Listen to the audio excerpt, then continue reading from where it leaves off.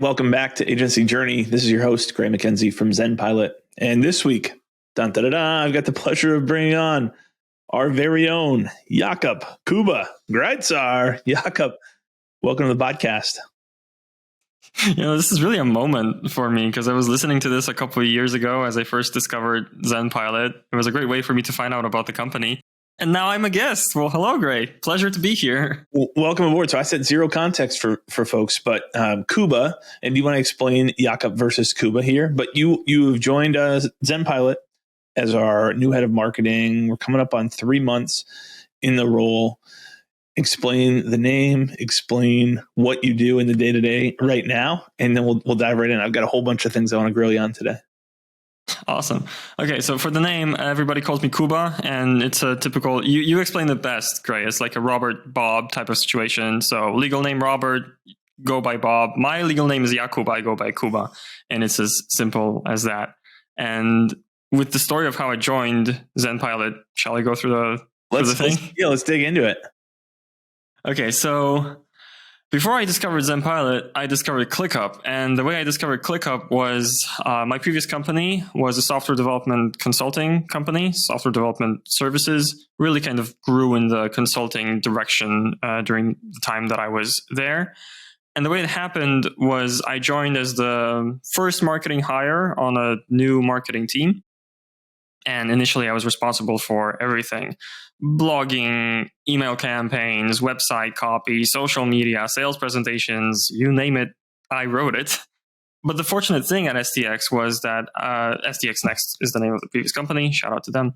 The fortunate thing there was that there was good investment in marketing. I really appreciated that. And as soon as 3 months into the role, I was already hiring for kind of my first intern to join, first junior marketer to join. That was amazing, honestly. And the team grew quite quickly. So when I found myself hitting, 4 or 5 team members, I really saw the need for some project management tool to help get us organized. Because previously we were using, me and my manager, we were using Wunderlist, which, some people might still remember that. I think that's been sunsetted now, just right? shut down. Microsoft To Do. Yeah, that was Microsoft To Do. Well, Wunderlist was wonderful, but it didn't scale. So we switched to Asana for 2 weeks. After which, very, very briefly, I happened upon ClickUp, and they caught me through some SEO play. I think I was looking at like Asana versus Trello, and they kind of got that keyword with some ClickUp content. They've always been smart about that. So trying to make a long story short here, I fell in love with ClickUp, and as the team grew, we used it more and more. We got the sales team on ClickUp as well, at least partially. And I just decided that I like it so much that, to promote SDX and a little bit of myself and just to do something fun, I reached out to them and basically said, make a case study out of me, which they graciously said yes to. I became a case study on ClickUp's site. Then when I saw another kind of blog post on their site about project management tips for marketers, I pitched myself as a guest expert on there. They said yes. And one of the other guest experts there was MacKenzie. So I noticed you there, reached out on LinkedIn on a whim, and then we spent, 2 years going back and forth about me joining ZenPilot one day, potentially. The stars kind of aligned near the end of 2022, and I joined at the beginning of March 2023 full time. So that's kind of the shortest version that I can muster of this story. Yeah. So you'll be hearing a lot more from Kuba as he's taken over marketing and fired me from the head of marketing seat here at ZenPilot, which has been wonderful. Thank you for firing me. Yes, pleasure. So I've got a couple different things I want to talk about. One is, I think this, for us, from our perspective, I'm looking for folks who have a passion around project management technology and have a firsthand agency experience and really a love for helping agencies, fulfill our promise of helping teams build more productive, more profitable, and healthier operations. And finding those folks who've got the shared passion, like that pool is actually I would have said if we were having this conversation a year ago, that pool is incredibly small. It's still small. It's actually larger than I thought that it was. But once kind of you landed in that pool, I was like, this Kuba guy is really sharp, has a ton of experience, like doing marketing the way that we've always approached marketing, with a very inbound, give first mentality. And so there's a lot of vision alignment. Could you talk a little bit to kind of your vision for ZenPilot? Maybe twofold. Like, where is the brand going? How does that play out in terms of day-to-day marketing? Okay, well, that's a big question. I think we could spend like a full hour just we probably on this. Will, right? Yeah. And some of it, I will admit, is still kind of, I know let's say the high level vision, but the details, we're working them out as we go. But there's a few things, I think, where there's a bit of a shift of how we want the ZenPilot brand to be perceived. Because right now, and I saw this kind of from the outside when I was coming in, is there's a very big association between ZenPilot and ClickUp and our expertise in ClickUp. And it's true. I mean, I was the resident ClickUp expert at SDX Next, and I'm a total noob here at ZenPilot. When I see people like Alex, Maggie, Gabriel talk about ClickUp, it's on another level. They kind of know the software to the bones, and that's great. But one thing that I recognized more as I was joining ZenPilot and talking more with you, Gray, is that we're not just a ClickUp implementation partner, but we help agencies just sort out their operations, period, and find the inefficiencies, find the waste, get the visibility into what they're doing to find where they're investing money wisely and, for example, which service lines are turning a profit versus where they might be wasting their investment. And by getting everything into one system, but also applying the kind of framework of thinking that we teach them, they are able to finally get that visibility and to finally see what is actually happening when it comes to their agency's operations. And here, I think, is where we have a little bit of work to do, if I'm honest, to help the market at large recognize us as agency operations experts, first and foremost. And then the tool, I want to say, is kind of secondary. Right now, I don't think it's a bad place to mention that we are branching out from just ClickUp to also mentioning and doing some work in Teamwork. So that's another tool. With that, we're trying to show that this result, this visibility, this level of insight into your operations is possible in more than just one tool. And the key here is for us to be recognized as agency operations experts, which, looking at the training materials during onboarding, looking at the lunch and learns that we've had, I can absolutely see here. Now, how to do this, that I think the details of that are kind of being prepared, and we're discussing them week by week. But one way that I'm looking at to get more reach for the brand and for us to become a more memorable brand is to focus more on the ZenPilot people. So now I'm going to say something that's a little hackneyed, maybe cliche. Like when I joined, and I am fairly fresh at ZenPilot, but the culture, it truly is great here. And the people that I met, I am maybe used to a certain level of cynicism that I haven't found here, and that's really refreshing. So immediately that brought to my mind the thought of, okay, I'm seeing people who have deep expertise in ClickUp, in agency operations, in other tools, and also they're quite charismatic. I love to look through our Avoma recordings, for example, to see how we explain things, how we teach. Immediately what popped in my mind is we need to give the ZenPilot people more of a platform. So it's not about discovering ZenPilot, the brand, but it's about discovering Maggie, our friendly neighborhood ClickUp coach, and seeing what she has to share and all the tips she has to share. I mean, whenever I see any content, video content, from Maggie, and even text content on her LinkedIn, it's like there's this style, this flair to it that's really hard to replicate. And that's really important these days, right? Because a lot of stuff became a lot easier to replicate now with AI. So personality, and I've been talking about this, personality, I think, is the moat. So we've got people like Maggie, we've got Jeff Cypher, our productivity professor, who recently rejoined. He's putting out a lot of great content as well. And I think people are going to gravitate more and more towards that. They want proof of humanity. They want to follow, even in this B2B services, fairly niche space, they want to follow people like they follow YouTubers, for the personality and the insight that people are sharing. So these are just kind of two aspects of where I see ZenPilot's marketing going in the near and midterm, long-term future. You get a couple things there. I want to come back and spend some time on the people side and promoting folks, but a couple things that I would tag on to what you shared.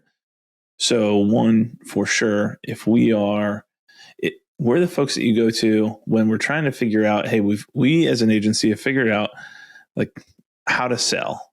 I've got clients coming in. We've got business here. I know that we're losing money by not being able to retain, or we don't even have the bandwidth to breathe to go upsell or resell or go back to opportunities that are out there.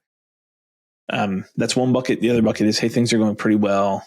But our team, we just have zero visibility into, I don't know how to do forecasting, resource management, capacity planning, any of those types of things. And as a result, from a management layer, it feels like we're constantly overstaffed. And from a delivery team perspective, they feel like we're constantly understaffed. So how do we get some objective truth here? Those are the folks who should be coming and should know, oh, ZenPilot has the answer for this. They've solved this for thousands of agencies before. They can help me solve this as well. And so servicing, still the bulk of the business is doing that. We're still a strong believer in the power of focus, and the combination that solves these problems is technology is a big piece of that. Processes are a huge piece of that. And then people, change management, and building healthy habits is the third huge piece of that. We've talked about that and probably beat that to death here on this podcast. And so the power of focus is great. ClickUp is an amazing tool, a second tool for the right use case that I think the top two competitors in the space right now are ClickUp and Teamwork.com. And so building out, now that we've kind of earned the right by building a large enough team on top of ClickUp to have enough margin in the business to be able to expand and say, hey, these are both solving. There's overlap for sure, but they're both taking a very different approach. And so for some agencies, and this has come up in the past where we worked with agencies who are considering both, gone through the blueprint process and said, hey, actually for you, Teamwork's the better fit. For most folks, hey, here's where ClickUp is the right fit. And so being able to take folks and say, hey, let's not get so bogged down in what is the exact, let's not prescribe the technical solution before we actually understand what the problems are and what the outcome needs to look like. So I think you touched on that point really well. And as we build that towards that vision, I love your approach of we want to feature our people at ZenPilot, and we want to feature our people who are our clients and our audience, and let them tell the story and bring their experiences, wisdom, expertise, and highlight that. But a number of agency owners listening are going to have the common fear in the space around highlighting people. And so there's both the practical side. So how do you solve? I'm going to ask you yet another two-part question. The practical side is, how do we aggregate that? Does somebody really want to subscribe on YouTube to 7 different ZenPilot people, or follow 9 different pilots on LinkedIn? That's one. How do we centralize and aggregate that and make it easy to consume? I think that's an easy one because you've got a great answer for that. The second one is the fear of, well, what happens when Maggie leaves or Jeff leaves? And now this followership that we've spent our time and money to go promote and build, and we've accelerated their brands, now walks out the door. And so there's good answers to both of those. And I think you've got some wisdom to share there. Yeah. Yeah. Well, the second question that you mentioned here, what happens if they leave? It certainly presents itself as you go into this sort of strategy. And it's a risk, I think, to be taken here. And I would only go with this sort of play when I see that there's strong loyalty and strong alignment with the brand of the people. So let me tackle this one first, because the answer, I would say, is there's no sugarcoating it. That risk always exists. But I see it like this. If you're playing the long game, and if you're treating your people well, then you might actually end up being, to some extent, happy when they move on, because they'll always have that brand, and their previous content will always be, their personal brand will always be associated with you. as you get bigger, that's always on their CV. I mean, hopefully they keep it there. And, that promotes you kind of long term. And second, what I would hope for here, although I don't have much to back it up, just a feeling, is as people are discovering your brand, as they're watching Maggie or Jeff or you, for example, or even me, somebody's going to present themselves as like a true fan of the brand. And in the back of their mind, something's going to pop up like, I want to be the next Maggie, like coming in here. I'll admit, I was even looking at Agency Journey. I thought, that would be fun to host, So that I can even say from my own experience, that is something, it's a thought that presents itself. Now, for the second thought, for the question they actually asked first, I'll ask you to kind of state it again, just so I can answer it more precisely and the listeners have the context again. Yeah. How do we, if we've got all of our team members creating content, how do we then aggregate that or make that easy? Basically, how do we solve for discoverability? Does someone need to go subscribe to 8 different people on YouTube and follow a dozen people on LinkedIn to be able to get content? Okay, so the way I see it is that the brand is the platform and the brand is the unifying element. But you mentioned 2 channels here, YouTube and LinkedIn. I think for both of those, really tactically speaking, in terms of the nitty gritty, it works differently. So for example, on YouTube, and we were just discussing this yesterday with Jeff and Ian on the team.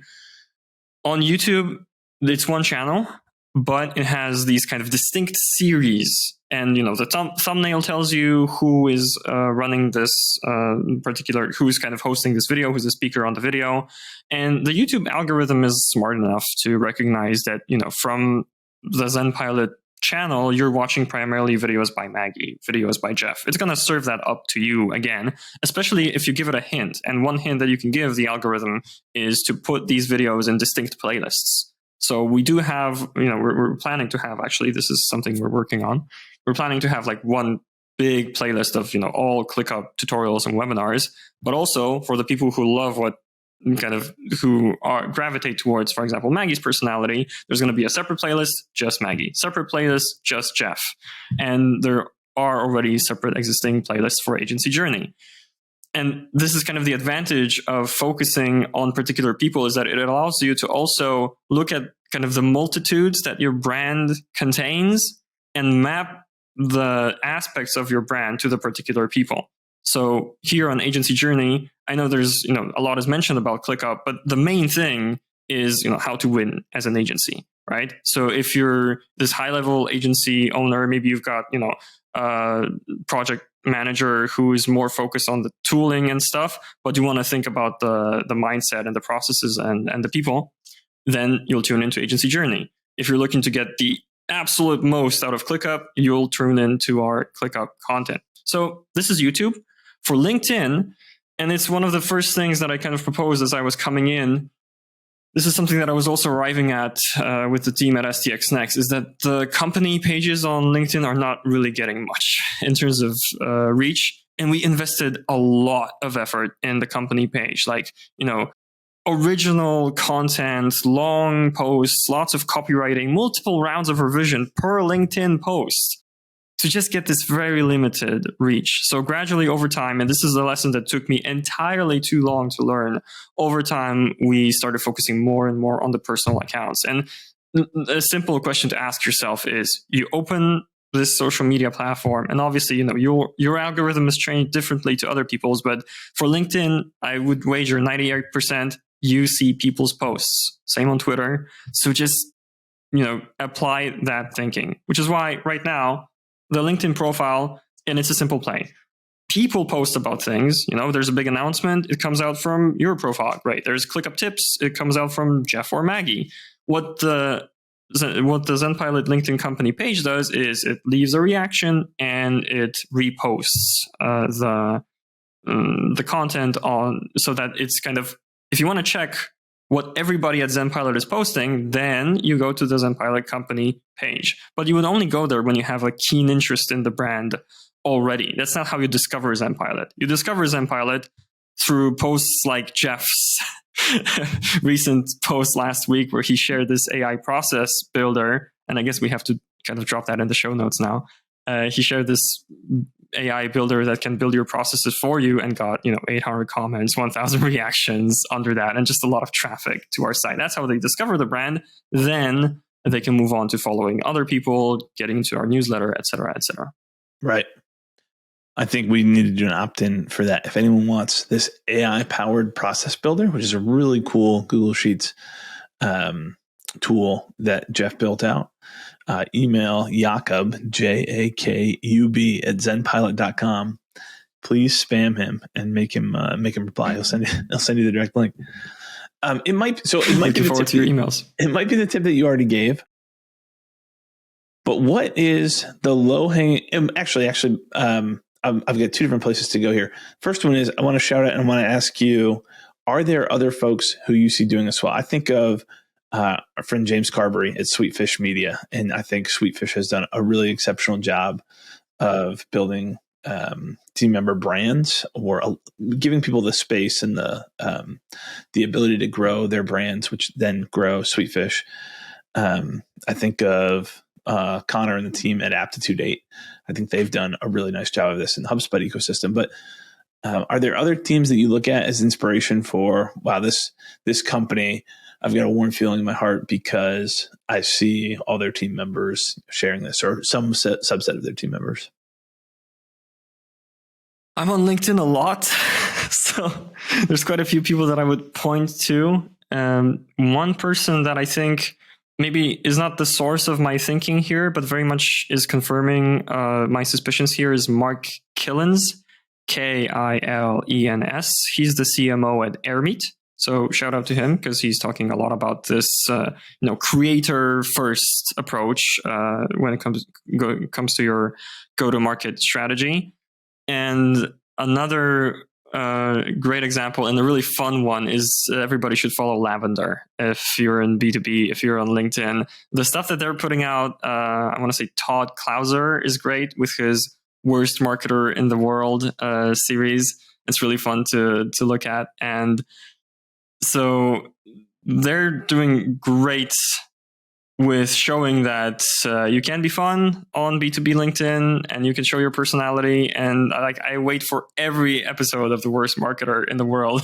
I just saw one today that really brightened up my day, and I shared it on Slack immediately. And not because of the wisdom that was imparted, because the message boiled down to have your own thoughts and not just regurgitate from other thought leaders. That's basic. But you put it in the format of this Worst Marketer in the World. It's funny. It's it's short. It's digestible, and you just get attached to the character. So I think more and more, even B2B brands are going to wake up to this, that you need to have these compelling characters, these personalities. That's what's going to cut through the noise. So Mark Killens, Lavender, and those are the two that immediately come to mind. I bet in 5 minutes I'm going to be like, okay, I got to stop you. Somebody else came to mind.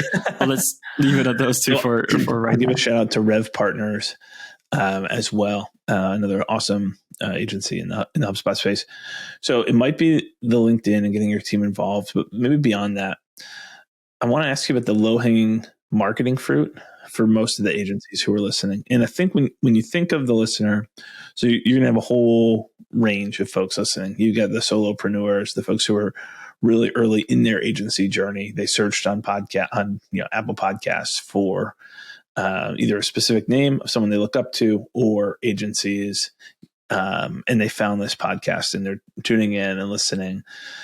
And you've got the other end of the spectrum, that's the 600 person firm owner, and we've got some folks who are who listen, who are kind of well down the road. They're into the tens or hundreds of millions of dollars in revenue. But for the most part, there are a whole bunch of folks in a not too dissimilar range from where we are. 20 people. Hey, we're trying to grow. We maybe have a full-time marketer. Probably for most of them, there's not a full-time in-house marketer right now. What should they be doing to grow from a marketing perspective? All right. Yeah. I mean, no biggie, right? Just share advice for marketing agencies, how to do marketing. I could do that. I imagine this is the part that we'll be cutting clips from too. So I had a few things listed here. One, I already mentioned, investing in personality. So I would reemphasize that, find the people that, when you're on calls with them, you have a better day afterwards. The people with charisma, with more and more video content and more of this call for proof of humanity in your content, you need those people. Treat them well, give them a platform, give them a very simple workflow of, just hit record, we'll do the rest, find freelancers to handle the rest, or have like a solid process documented in ClickUp, for example, to do that, right? So just wanted to reemphasize that tip. And my second tip here, second low-hanging fruit, would be for the larger companies, invest in infrastructure. I think, over time, you start having so much content, as you're scaling your marketing operation, that it's really worth, I'm not even talking about going back to your content and updating it, because that advice gets shared a lot. For example, in our drip campaign that you get after, downloading one of our assets or subscribing to the newsletter, what I did was just some of the emails, they just point, they're not like, because common advice is that, you share some additional insights, you give additional tips, etc. But chances are, when you're at this scale, anything you might talk about in this drip campaign, you already talked about. So it's a matter of kind of pointing them to the other assets that you have, or the other channels. They might be meeting you, quote unquote, through LinkedIn and subscribing to the newsletter, but make them aware that you're on YouTube, make them aware that you're on TikTok or Instagram or whichever other channels you're on. And in a more deliberate way than just putting that in the footer of your email is what I mean. Because what you want is to be everywhere for them, right? If they're your target buyer, you can't predict very well which platforms they're spending the majority of their time on. Maybe they're on LinkedIn for half an hour every week, but they're on TikTok for 2 hours every evening. Okay, so if you have a TikTok, point them in that direction. So you just have so many more touch points with them. So that's investing in infrastructure. It's an idea that came to me as I was watching a YouTube video about like how countries should be run, to be honest. And it said investing in infrastructure is almost always a good choice. I think it's true for some companies as well, especially as you've got scale. Now, looking at the other end of the spectrum, if you're just starting out or you've got a smaller marketing operation, and this is a piece of inspiration that I actually got from ZenPilot itself. At my previous company, we posted a lot of content, and there was a certain standard of quality that we wanted to meet with that content. And we saw, what worked, maybe revisited it and, updated it, etc. With ZenPilot, what I saw is that you only really need a few, or maybe even just one, really, really damn good piece of content. And that can drive so much business. So, for us, a huge part, I wouldn't say a huge part, but like a big advantage that I have coming in as head of marketing is our ClickUp for Agencies guide, where we give away, honestly, a lot of more than I thought we would when I dug through this content when it comes to our approach, the nitty gritty of actually how to set up ClickUp our way. You can do a lot of it just from the ClickUp for Agencies guide. For all the rest, if you need advice, you can always book a call with us. But especially as, think about it. The web is about to be inundated. It'll be overflowing with AI content. Okay, I sometimes try to kind of reach for a word I'm not quite ready for. Inundated. Okay, thank you. So it'll be overflowing with AI content, right? And there will be the competition for keywords is going to be so much bigger. So you just need to pick a few keywords that are the most important for you and fight hard there and really have truly the best piece of content for that keyword. Of course, it needs to have appropriate volume, right? It can't be too niche so that it doesn't get enough traffic. But if you find something that, there's enough traffic and it's a really good fit with what you do, if they're Googling this, you can educate them, but you can also sell to them. Just go all in on that because it really worked. At least for example, for a company like ours. So that's a piece of advice that I would share. And that might be a little bit flippant of me. I was just talking about investing in personality, but it can't be denied. You also have to invest in AI too, on the other hand, I like AI for repurposing. So look at all of the Loom videos that you've got, the YouTube content that you've got, even like recordings of internal meetings. What's awesome about ChatGPT, and one of my first purchases here was ChatGPT Plus, actually, for the company, was take these transcripts and just tell ChatGPT to clean up the transcript, make a blog post out of it. Clean up the transcript, make 20 tweets out of it. It honestly does such a good job of it, especially now that you can also ask it to browse the web and find additional context, because the browsing functionality is now more and more available with ChatGPT Plus. Like, you shouldn't miss that opportunity when repurposing. Instead of taking 2 days, it takes 20 minutes. Yeah, those are all awesome tips. Along the lines of giving stuff away, we've kind of taken, so what's cool about ClickUp for agencies, and that keyword phrase, maybe as an example, is that started as a long form blog post, spun into a 47-page guide. Both of them we give away for free. You can go find them on the ZenPilot website. And then we spun that, obviously, there were services that led to that, but then we spun that into a newer offer that's more accessible for the early stage folks who just need, hey, we need what works and we need to get it plugged in quickly, and launched the ClickUp for Agencies playbook. So if you go to playbook.zenpilot.com, you can check out the ClickUp for Agencies playbook. That site is a work in progress, but it'll walk through what it is, and kind of what's included there is a whole bunch of training. So you get to learn kind of like the nitty gritty, what works really well for agencies. You also get to learn a lot of the thinking of why, if you want to consume that as well.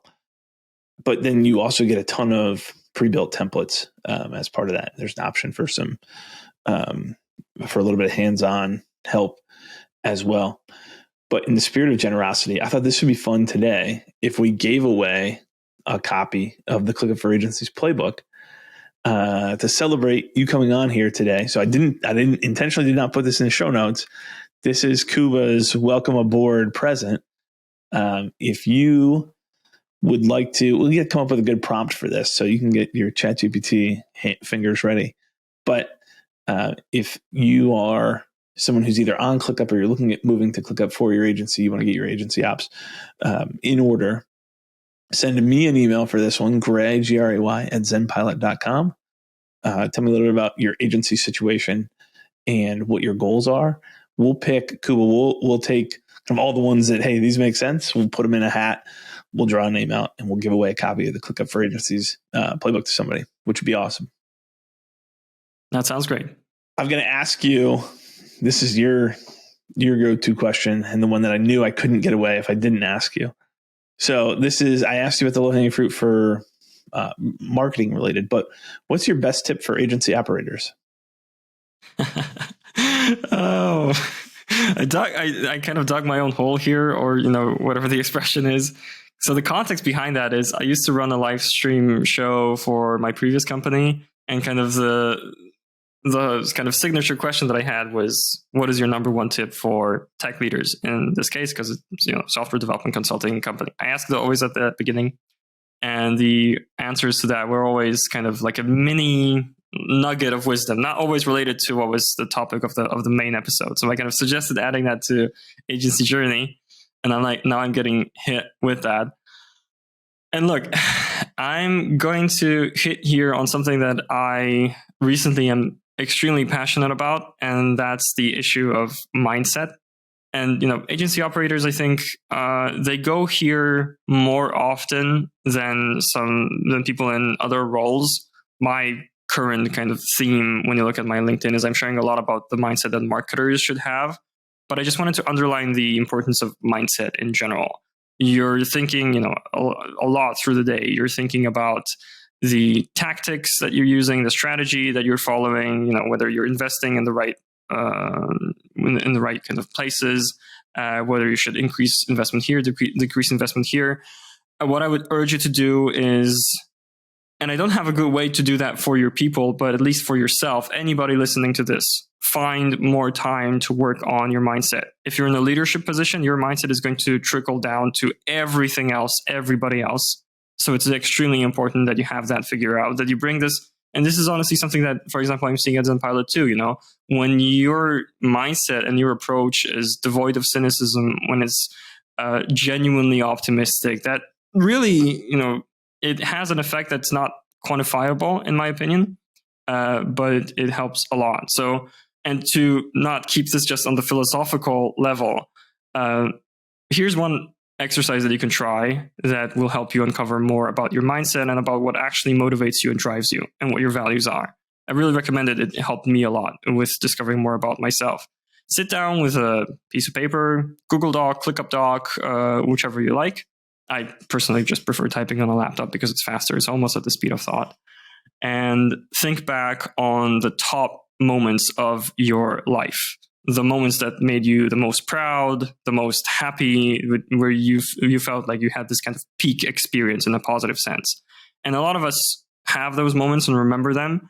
What I'm calling you to do is to dissect and really ask yourself many, many times, why? Why did that make me proud? Why was I happy?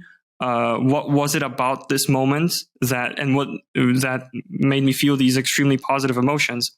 And what does that say about me? What does that say about what's important to me? And how can I use that to drive my decisions moving forward, do more of what fits those values?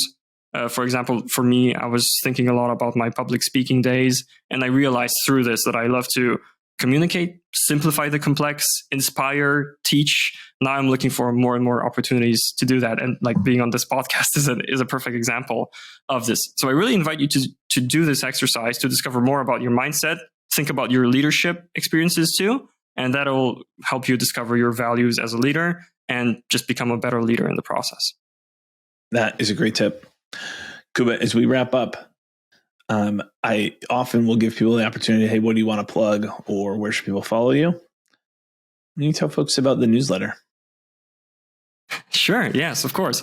So one of the first things, even before I officially joined ZenPilot, so I joined in March, but even in January, February of this year, we were talking about the newsletter, the ZenPilot newsletter, which used to be called the Dispatch, and that might be news to some of you listening. Gray, we had conversations about potentially rebranding it, conversations about me taking it over, and that happened.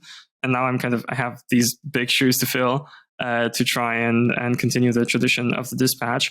But the question of a rebrand came up, and I decided to rebrand the Dispatch and give it a new name. So our newsletter, our ZenPilot newsletter, is now called First Class Operations. And there's a few things contained here. I actually posted on LinkedIn just today about that. But in a nutshell, we're trying to, on the one hand, add more personality and flavor to it. Personality being me as the face of the newsletter. And I'm sharing like also personal anecdotes and a lot of kind of my own thinking within the newsletter. And then at the same time to have a little bit more flavor in the sense of, I mean, you can probably see the how it relates. ZenPilot, first class, going with this airline flavor, just because I think you need to stand out, right? And we are trying to do that to a larger extent here with first class operations. Adding operations on the end there is just supposed to communicate what I was talking about at the beginning of this episode, actually, that when it comes to operations, especially agency operations, but not necessarily just that, we are experts that are worth talking to if you're trying to improve that and bring it to this level of quality that's kind of akin to a first class experience on a flight. So that's the thinking behind it. And you can go to ZenPilot.com in the resources section at the top. You can subscribe to First Class Operations, or at the bottom. I changed that today, by the way, Gray. So it's in the resources right now. Also in the footer at the bottom, subscribe to First Class Operations, and you'll be getting emails from me every 2 weeks or so. That's awesome. Kuba, I'm glad we've now broken the ice. You are officially an insider on Agency Journey. Thanks for joining me today. Yeah, seriously, like I mentioned at the beginning, I was really excited to do this, and I was kind of thinking and visualizing myself as part of this show ever since I first listened to it, and we had our first conversations. So very glad that I managed to have this moment. And hey, I hope this episode was helpful to you, dear listeners. If anything right here resonated or you have questions, reach out to me on LinkedIn, Jakub Grajcar, or Jakub, Jakub @ZenPilot.com. Always happy to have a conversation and to talk with our listeners. Love it. Thanks, Kuba. Yeah, thank you.